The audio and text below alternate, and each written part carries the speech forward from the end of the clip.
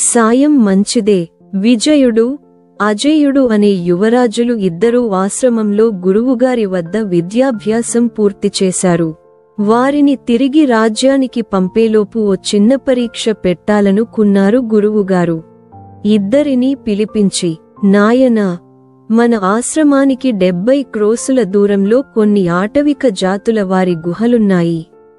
వాటిలో అమూల్యమైన మరకతమణి ఉంది. దాన్ని ఎవరు తొందరగా తీసుకొస్తారో వారే ఈ పరీక్షలో విజేత అని చెప్పారు. దాంతో యువరాజులిద్దరూ గుహలను వెతుక్కుంటూ బయల్దేరారు.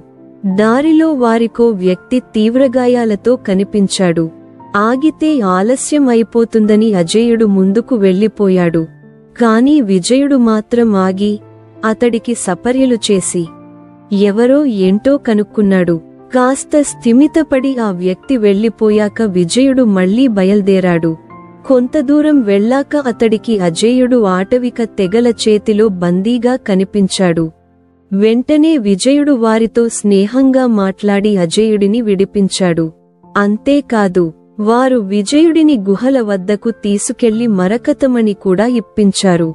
ఇదంతా ఎలా సాధ్యమైందో అజేయుడికి అర్థము కాలేదు. అదే విషయానికి అడిగాడు. అప్పుడు విజయుడు, దారిలో గాయాలతో కనిపించిన వ్యక్తి వీరి చేతిలో దాడికి గురైనవాడే.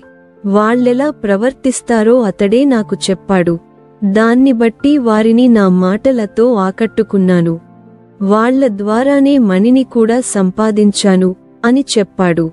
పక్కవారికి సాయం చేస్తే అది మనకు మంచేనన్న విషయానికి అప్పుడే అజేయుడికి అర్థమైంది.